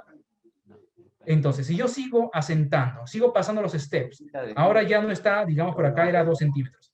Ahora tengo 3 centímetros. Y por acá tengo 4 centímetros y por acá llegué a mis 5 centímetros. Entonces yo voy viendo cómo es que va apareciendo mediante un crack tracking las fisuras, bueno, ya rajaduras, ¿no? Ya no fisuras, en donde aquí tengo un daño al 87% y por aquí ya he llegado a la unidad. Unidad porque ya prácticamente se ha completado, todavía hay un desprendimiento. Y en la parte de la derecha vemos que se ha desgarrado la pila izquierda y se ha desgarrado la parte superior donde tenía el material suelto. Obviamente que era lo más lógico de pensar que por el asentamiento se va a fisurar, a fracturar por ahí. Vemos un quiebre, ¿no? Ya estoy con daño, damage 1, que vendría a ser la unidad que ustedes ya saben que es el daño, la pérdida total. Se ha desprendido el material por la tracción. Si yo grafico esto y yo evalúo, por ejemplo, lo que hice acá fue evaluar la pila izquierda para ver en qué punto ya la pila deja de cargar. Entonces yo evalúo aquí, por ejemplo, las reacciones en los nodos mediante los steps. Acá yo me he colocado, por ejemplo, ¿cuánto? Me coloqué 7 nodos. Evalué 7 nodos en la pila izquierda inferior. Voy a encerrarla por aquí. Yo evalué aquí 7 nodos nada más, para ver en qué punto la pila deja de cargar. Yo entiendo, ya entendemos nosotros que, como les he dicho, cuando ya un elemento que está unido se desprende, las tensiones y las deformaciones van a ser 0. Recuerden que eso va a decaer hasta el vértice 0,0 y no va a quedar con deformación permanente. Eso es la diferencia más fuerte que existe con el modelo constitutivo plástico o perfectamente plástico. Entonces, yo haciendo esa evaluación veo que más o menos en el step 200, 25.700 o 27.300 más o menos por ahí, vemos que ya varios de los nodos ha habido un desprendimiento de este tipo, en la cual ya de lo que cargaba una reacción, digamos de 140.000 newton, ya cayeron o han caído a reacción 0,0, que significa que ya no están cargando. Ya prácticamente no hay carga y por tanto hay un desgarramiento como el que estamos viendo en la parte de la imagen que estoy señalando con una flecha. Vemos entonces ahora que si yo lo someto a esta estructura anterior vista, lo voy a someter ahora a un sismo, vemos que aquí lo que estaría pasando es que le estoy colocando una carga sísmica en la cual en la parte izquierda 0 me representaría a mí el daño nulo. Vemos que todo está en azul.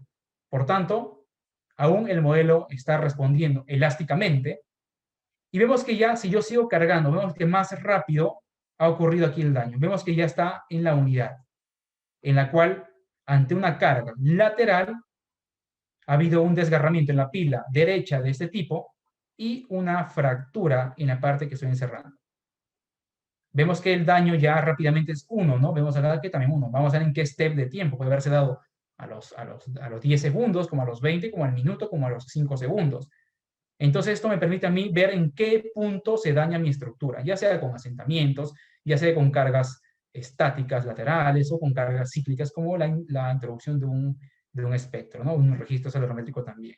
Entonces vemos acá que yo, como ya les comenté, tengo que evaluar la respuesta en la pila derecha, ver qué nodos han dejado de responderme, para yo entender que ya no está soportando carga, por tanto hay un desgarramiento. Si yo grafico eso, entendiendo que ya cuando hay parte sísmica hay carga y descarga y redistribución de esfuerzos, yo veo que inicio cargando mi estructura, estoy evaluando, ojo, los nodos de la pila derecha. No estoy evaluando ahora la izquierda, estoy evaluando la pila derecha. Por tanto, yo cargo con la carga sísmica, obviamente. Esto va a ir cargando, luego se descarga un poco, hay una redistribución, sigue cargando más, llega a su punto y cae. Yo ya entiendo, vemos acá en qué imagen se encuentra, ¿no? Que esta acá se encuentra por aquí, el 3 se encuentra por aquí, y el último se encuentra por aquí. Entonces yo puedo ver que hasta, digamos, los 30.000 steps, que podrían representarse, digamos, por 1 minuto, 2 minutos, dependiendo cuáles son mis parámetros, yo puedo determinar entonces hasta qué punto ya esta pila dejó de cargar. Vamos a ver que las reacciones son 0, por tanto sé que se ha desgarrado. ya no hay contacto pila de hormigón con terreno, ya se ha desprendido. ¿A cuánto? Bueno, vemos acá entonces que, ¿a cuánto? Bueno, perdón, aquí, prácticamente solamente soporta 4.3 segundos. Es decir, que pasado o hasta los 4, digamos que de los 4 segundos, o bueno, perdón, de los 4 centímetros hacia adelante es lo que ya no podría soportar. Es decir, que hasta 3 centímetros, quizás yo aún esté con capacidad de carga, 2 centímetros, obviamente también, pero pasado, por poner un número redondo, 4 centímetros, 0.04 metros, prácticamente ya estoy obteniendo pérdida de resistencia a tracción en la parte de la pila inferior derecha. Y bueno, entonces con estos métodos del daño continuo, ya sea de forma como daño manchado, daño, en este caso discreto, puedo obtener yo las respuestas de mi estructura. Y bueno, un agradecimiento bueno, a mis profesores del Centro Internacional de Métodos Numéricos, y esto sería todo de mi parte. Espero que les haya sido de su agrado, y bueno, muy agradecido nuevamente por esta cordial invitación del grupo GADES Estructuras de la Universidad Nacional de Ingeniería. Quedo atento a alguna consulta que existiese hacia mi persona. Gracias.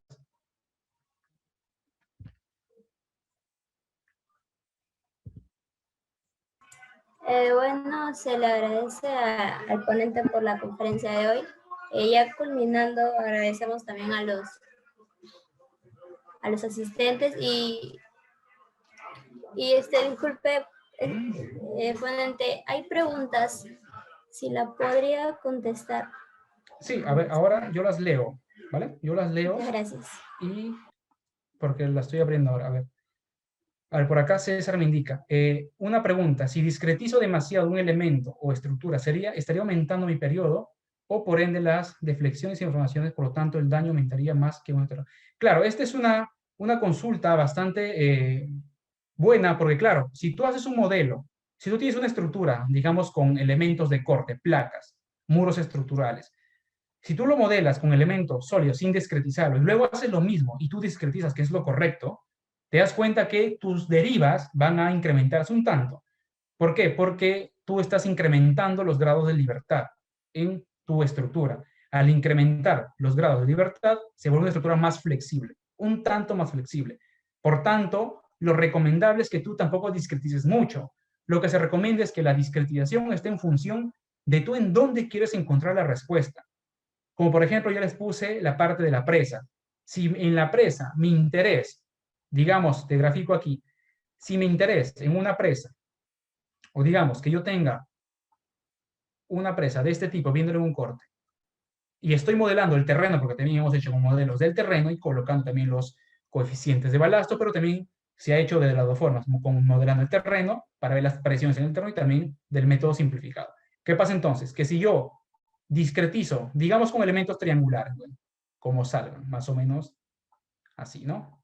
Digamos que yo discretizo con elementos triangulares, bueno. ¿Qué pasa? Que tú tienes que discretizar en el elemento, en la zona, mejor dicho, del elemento que tú tengas interés. ¿Qué pasa? Que en tu estructura está habiendo problemas de peligro o vulnerabilidad de filtraciones de agua, por X motivos. Tú tendrás que discretizar esta zona, hacer un remallado solamente en esta zona, para que tus elementos sean más pequeñitos aquí, te permita a ti hallar más precisión en tu resultado, sea más cerca a un resultado exacto. Entre comillas exacto, porque sabes que este método es el que nos va a dar más proximidad a un resultado exacto.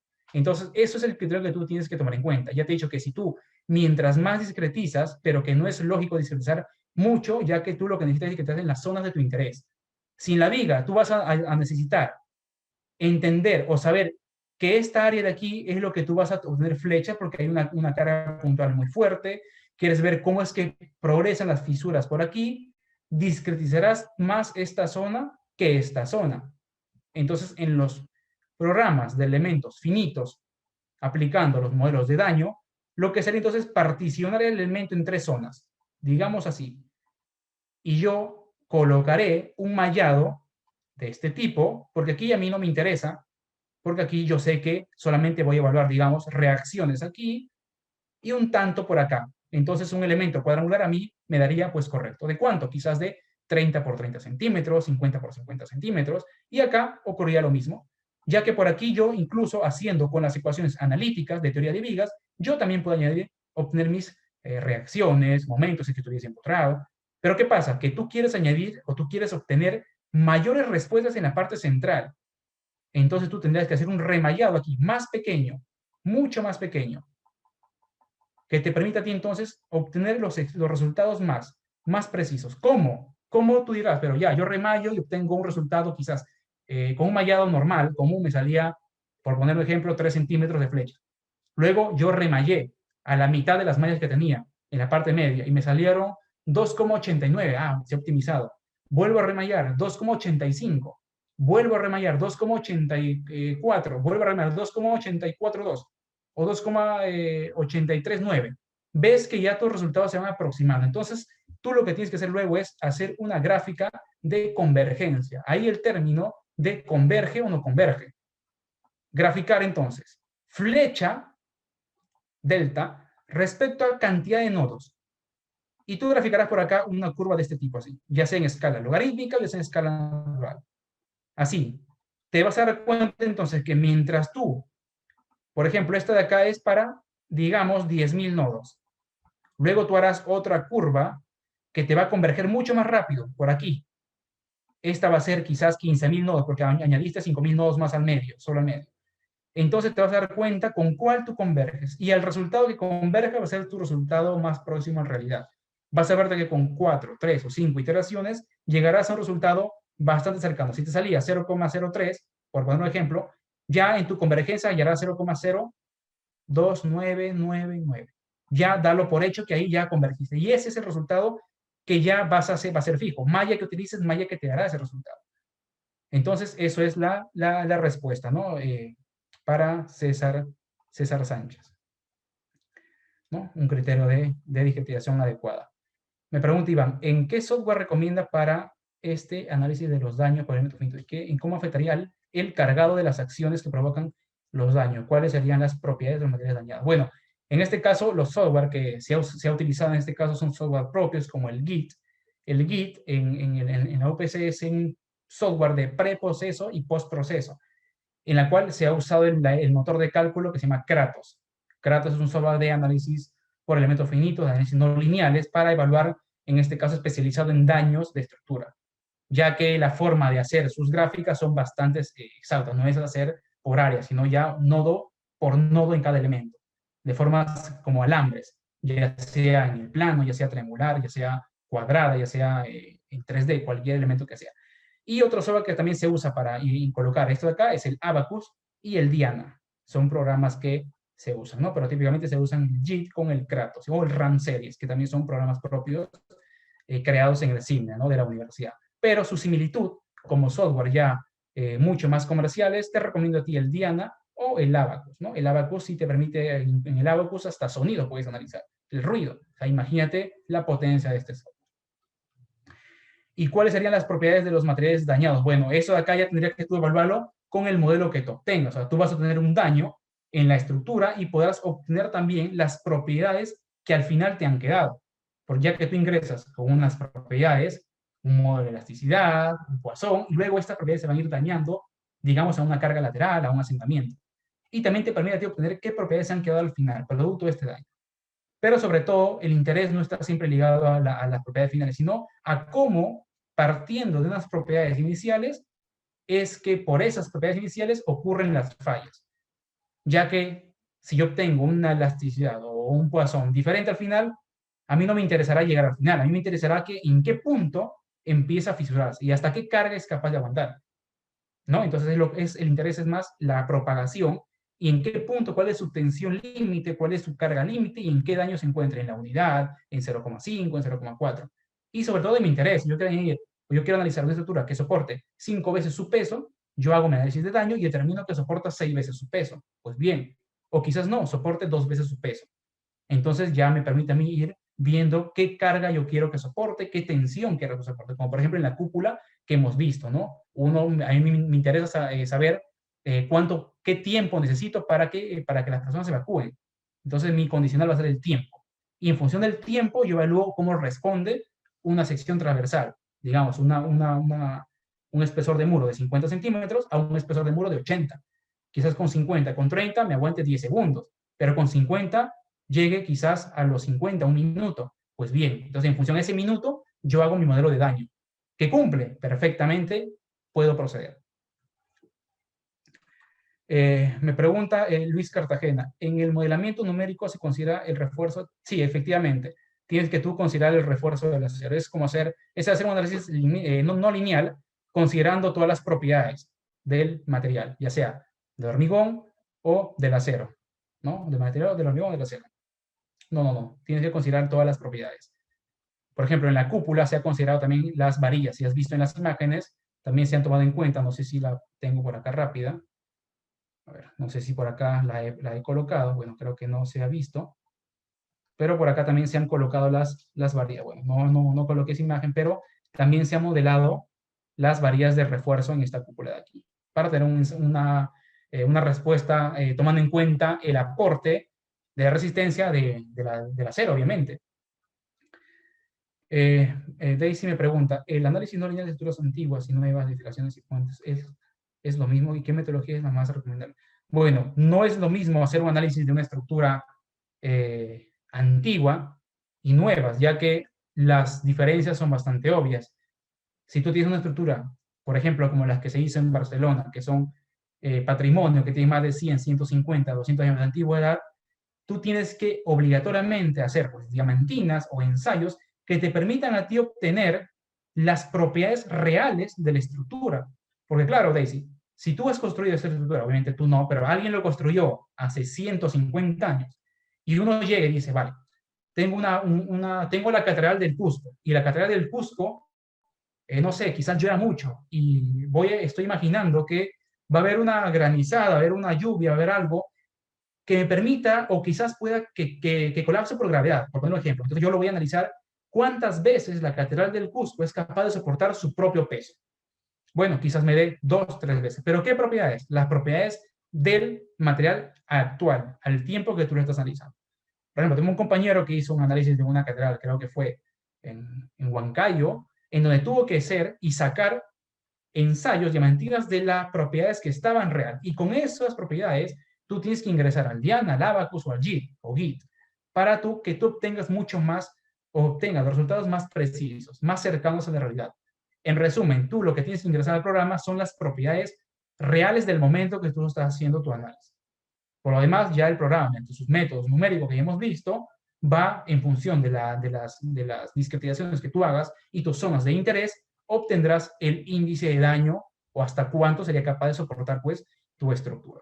¿Qué pasa? Que en una estructura nueva prácticamente no habría mucha variación, porque tú has hecho ensayos del hormigón antes de hacer el hormigonado. Por tanto, tú tienes ya las propiedades que te corresponden. La metodología es la misma. Tú modelas, ya sea estructura existente o ya sea una estructura nueva, tú tendrías que modelar de igual manera el hormigón, el acero. Si es un material compuesto, pues modelarás el material compuesto. Si tiene fibras de vidrio, pues modelarás las fibras de vidrio. Todo tienes que tú modelarlo mediante ya los métodos constitutivos se hacen muchísimo más complicados, porque ya tendrás que variar el material bastante. Pero ya eso ya se encarga de el programa internamente de poder responder. Entonces, el Abacus, el Diana o el JIT son los especialistas en responder ante estos análisis bastante complicados. Me pregunta Frank, ¿qué librería en Python puedo usar para qué librería?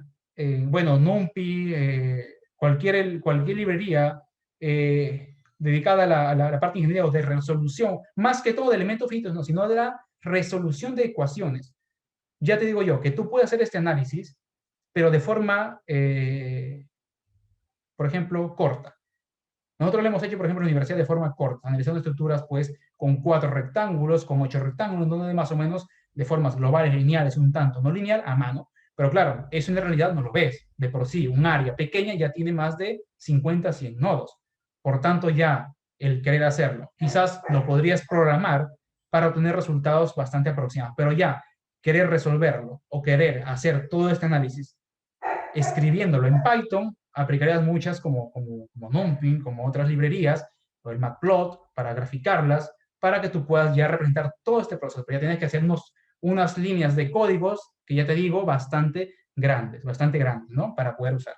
No es la librería no hay librería para elementos finitos. Hay librería que te permite resolver gran cantidad de matrices y gran cantidad de ecuaciones, ¿no? Entonces, la librería no es para resolver, pues, un nodo, librería para elemento finito de triángulo, o librería para elemento finito cuadrangular, hexagonal, no. La librería es para resolver las ecuaciones inmensas que se forman de producto de esos elementos finitos.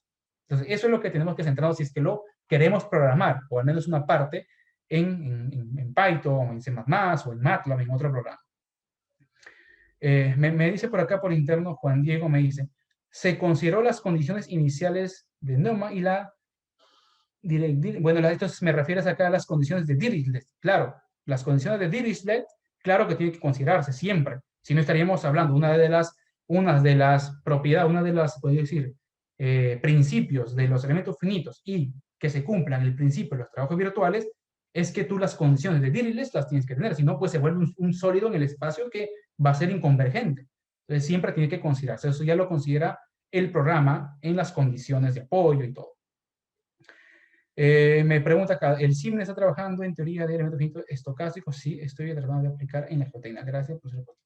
Bueno, sí, te recomiendo. El CIMNE está trabajando bastante en la parte de la geotecnia. Yo te recomiendo y recomiendo a todos los oyentes, aprovechando pues esta pregunta, pueden ustedes quizás obtener una prueba gratis de este programa por un mes con su ingreso de sus instituciones, y pueden ustedes ver los ejemplos que están ahí, que ustedes pueden ver cómo es que se aplica esto a la geotecnia, cómo se aplica a la dinámica de fluidos. Puedes modelar, por ejemplo, turbinas, puedes modelar una estructura que está sometida a vientos muy fuertes, con ya la dinámica de fluidos, con la dinámica estructural aplicada a este tipo de estructuras, ante otros tipos de estructuras. Entonces, en la parte geotécnica también está aplicando a ellos bastante los temas de los elementos estocásticos, ¿no? El MEFE, para poder resolverlo pues de una manera más coherente, ¿no? Igual esa información está en su portal. Me dice acá, es mejor un análisis no lineal estático o dinámico para hacer uso de elementos finitos, para estructuras de hasta 15 niveles.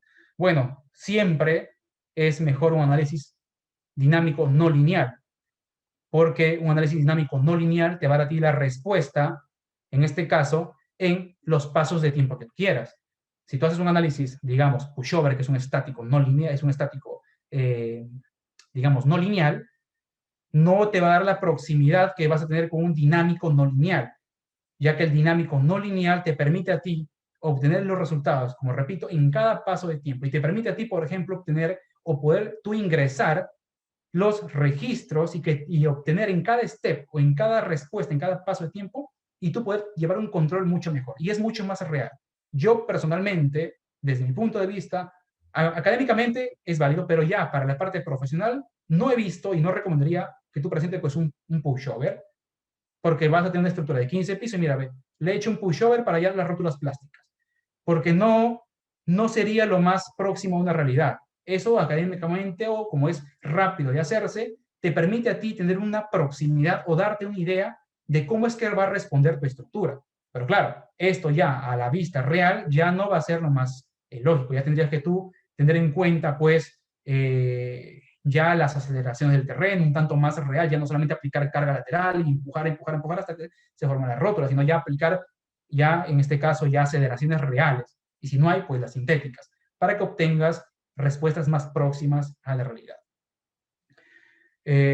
Bueno, esta es la pregunta, es la misma, y bueno, creo que ya no hay más preguntas, ¿no? Muchas gracias, igual a todos los que han hecho las preguntas, bastante interesantes. Y de igual manera, pues muchas gracias a Algades.